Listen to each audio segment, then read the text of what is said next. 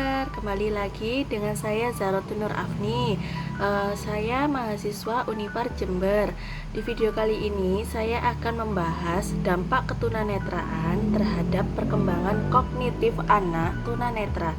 Video ini untuk memenuhi tugas UAS dengan dosen pengampu Bunda Sugihartati SPD MPD. Dalam video kali ini kita akan membahas beberapa dampaknya. Yang pertama, ada permasalahan yang dihadapi anak tunanetra. Yang kedua, pendapat ahli pendidikan tentang kemampuan kognitif anak tunanetra. Yang ketiga, cara menumbuh kembangkan kemampuan kognitif anak tunanetra. Yang keempat, sarana dan prasarana yang dibutuhkan untuk menumbuh kembangkan kemampuan kognitif anak tunanetra. Selanjutnya, strategi yang diperlukan dalam menumbuh kembangkan kemampuan kognitif anak tunanetra. Yang selanjutnya, prinsip-prinsip yang harus dilaksanakan dalam rangka menumbuh kembangkan kemampuan kognitif anak tunanetra. Untuk pembahasan yang pertama adalah permasalahan yang dihadapi anak tunanetra. Anak tunanetra cenderung memiliki berbagai masalah, baik yang berhubungan dengan pendidikan atau pendidikan kognitif, sosial, emosi, kesehatan, pengisian waktu luang maupun pekerjaan. Nah, untuk solusinya, semua masalah tersebut perlu diantisipasi dengan memberikan layanan pendidikan, arahan, bimbingan, sehingga masalah yang timbul dapat diantisipasi sedini mungkin. Ketika kita berhadapan dengan anak-anak tunanetra, seringkali kita cenderung merasa kasihan ya anak tersebut. Pertanyaan itu sepertinya sering terjadi dan menimbulkan kesalahan dalam memperlakukan mereka. Akibatnya mereka tidak bisa menikmati kehidupan yang selayaknya, merasa tidak berguna dan bisa saja terguncang jiwanya. Agar terhindar dari kondisi tersebut, maka anak tunanetra harus memiliki suatu layanan yang khusus untuk meningkatkan kemampuannya di segala aspek pada aspek perkembangan kemampuan berpikir atau kognitifnya. Pemberian layanan pendidikan untuk menumbuh kembangkan kemampuan dalam aspek kognitif ini harus dilakukan secara sungguh-sungguh sehingga anak tunanetra mendapatkan kehidupan yang layak seperti anak lainnya. Perlu kita pahami bahwa mata adalah salah satu komponen panca indera manusia yang memiliki fungsi yang sangat penting, sebab setiap manusia beraktivitas menggunakan indera penglihatannya. Melalui indera penglihatan, manusia mampu melakukan pengamatan terhadap lingkungannya.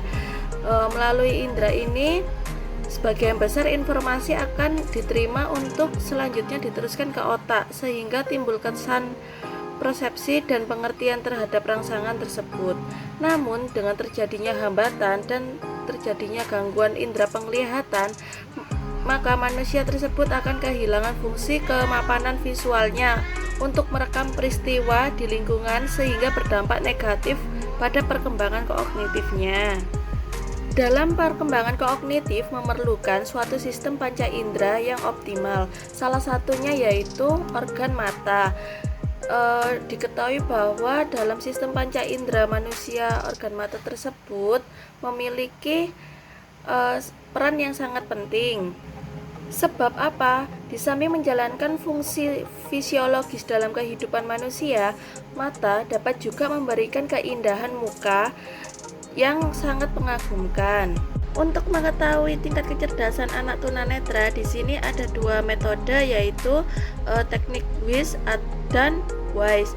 Tapi di sini para tester mengalami kesulitan. Namun dengan kemajuan ilmu teknologi telah diciptakan tes khusus untuk mengukur tingkat kecerdasan untuk anak tunanetra. Di antara lain yaitu ada Blind Learning Design, ada tes verbal dari WIS yang tadi sudah diperbarui. Untuk materi selanjutnya, di sini ada pendapat ahli tentang kemampuan pendidikan kognitif anak tunanetra. Di sini menurut Hayes dalam menyimpulkan hasil penelitiannya tentang kondisi kecerdasan anak tunanetra sebagai berikut. Yang pertama, ketunanetraan tidak secara otomatis mengakibatkan kecerdasan rendah. Yang kedua, mulainya ketunanetraan tidak mempengaruhi tingkat kecerdasan. Yang ketiga, anak tunanetra banyak yang berhasil mencapai prestasi intelektual yang baik apabila lingkungan memberikan kesempatan dan motivasi kepada anak tunanetra untuk berkembang. Sedangkan menurut para ahli, Cruikshank menjelaskan bahwa aplikasi terhadap struktur kecakapan kognitif anak tunanetra yang dapat digunakan sebagai dasar untuk mengkomparasikan dengan anak awas di antara lainnya. Yang pertama, anak tunanetra menerima pengalaman nyata yang sama dengan anak awas. Dari pengalaman tersebut kemudian diintegrasikan ke dalam pengertian dirinya sendiri. Yang kedua, anak tunanetra cenderung menggunakan pendekatan konseptual.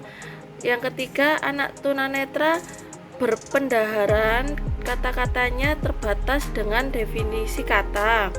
Yang keempat, anak tunanetra tidak dapat membandingkan, terutama dalam hal kecakapan numerik. Untuk kesimpulannya di sini adalah dari uraian tersebut disimpulkan bahwa pada dasarnya keadaan intelijensi anak tunanetra itu tidak berbeda dengan anak awas pada umumnya. Yang berbeda hanyalah hambatannya dalam menerima informasi serta dalam persepsinya. Materi selanjutnya, cara menumbuh kembangkan kemampuan kognitif anak tunanetra.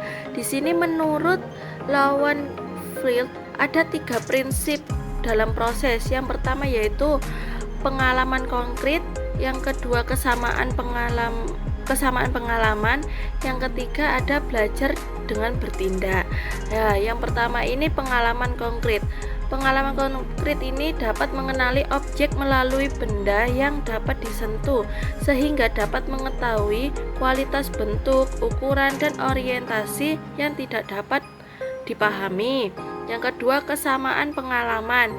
Agar mendapat pandangan yang menyeluruh, anak tunanetra ini berkelainan penglihatan perlu diberi pengalaman yang simetris melalui indera orang lain. Yang ketiga, belajar dengan bertindak. Ini anak tunanetra harus dijalin supaya aktif terlibat dalam proses pembelajaran. Untuk selanjutnya di sini ada sarana dan prasarana yang dibutuhkan untuk menumbuh kembangkan kemampuan kognitif anak tunanetra. Adapun kebutuhannya dalam proses pembelajaran, di sini ada yang pertama bacaan dan tulisan braille, yang kedua ada keyboarding, yang ketiga alat bantu menghitung, yang keempat ada optation, yang kelima mesin baca Kurzweil, yang keenam buku suara, yang ketujuh teknologi komputer. Nah, dari yang pertama bacaan dan tulisan braille. Di sini huruf braille adalah suatu sistem yang menggunakan kode berupa titik-titik yang ditonjolkan untuk menunjukkan huruf, angka, dan simbol-simbol lainnya. Untuk keyboarding, kemampuan menggunakan keyboard merupakan cara agar anak tunanetra dapat berkomunikasi dalam bentuk tulisan dengan orang lain. Yang ketiga, alat bantu menghitung.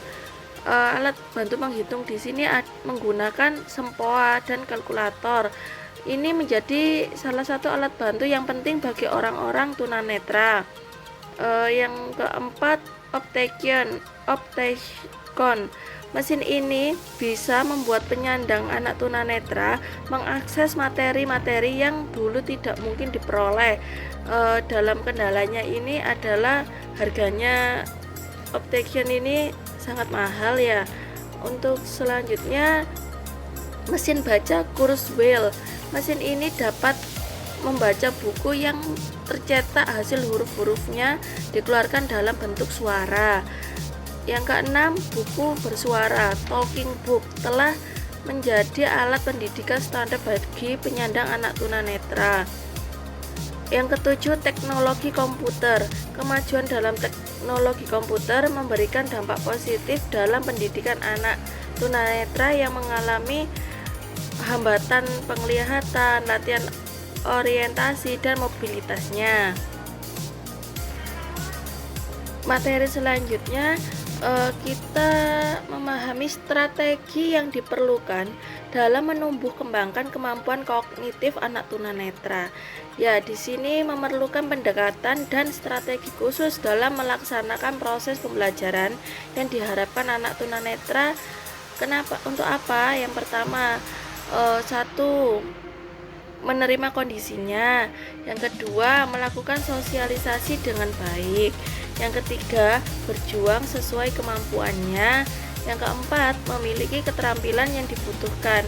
Sehingga apa? Diharapkan anak tunanetra ini dapat berdaya guna dan berhasil secara tepat sebagai warga negara dan anggota masyarakat. Prinsip-prinsip yang harus dilaksanakan dalam rangka menumbuh kembangkan kemampuan kognitif anak tunanetra. Di sini ada memberikan stimulasi dalam meningkatkan kemampuan kognitif anak tunanetra. Anak tunanetra juga memiliki prinsip yang harus dipegang teguh. Yang pertama, ada prinsip kasih. Yang kedua, memiliki prinsip layanan individual. Yang ketiga, prinsip keperagaan. Yang keempat, prinsip belajar kelompok. Yang kelima, ada prinsip keterampilan. Yang keenam, prinsip penanaman dan penyempurnaan sikap. Untuk prinsip kasih sayang, dalam artiannya adalah kita memiliki kemampuan menerima anak tunanetra sebagai adanya dengan mengupayakan agar anak tunanetra dapat menjalani kehidupannya secara wajar seperti anak pada umumnya ya, sehingga dia tidak merasa terkucilkan atau merasa kekurangan. Maka dari itu kita perlu memberikan prinsip kasih sayang terhadap anak tunanetra.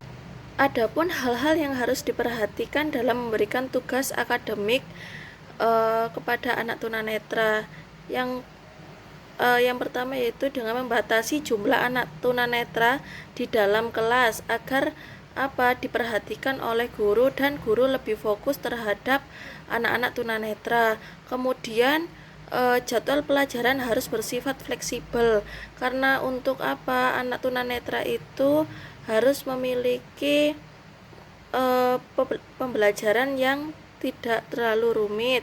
Kemudian anak tunanetra diberikan modifikasi alat bantu belajar serta memberikan posisi duduk anak tunanetra dekat dengan guru.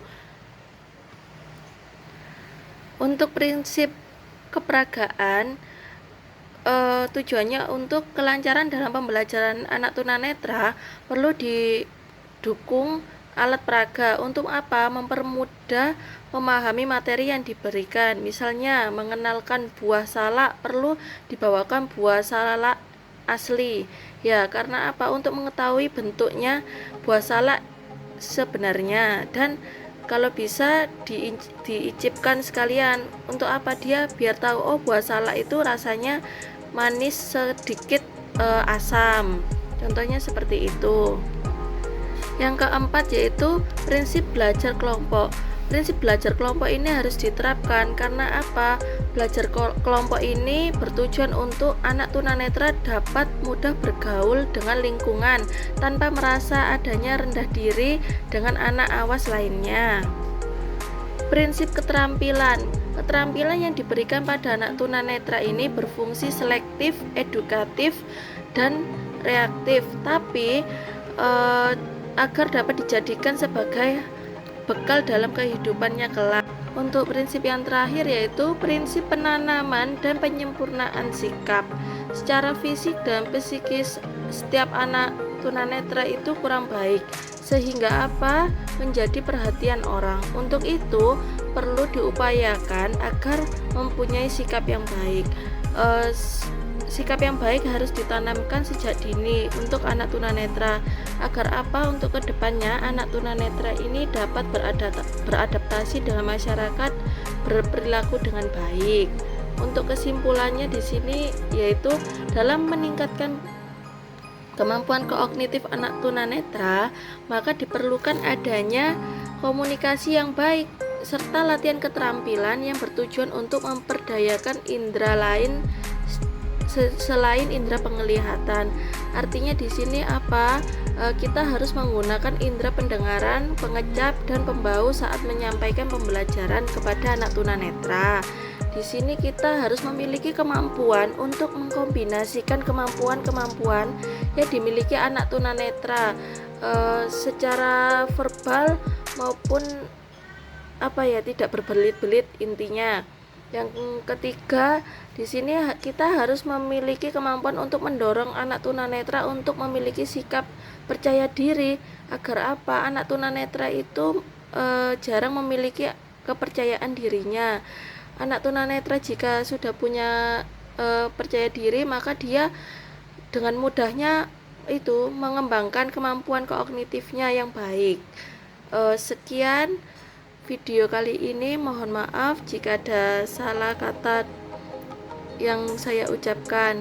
Terima kasih. Wassalamualaikum warahmatullahi wabarakatuh.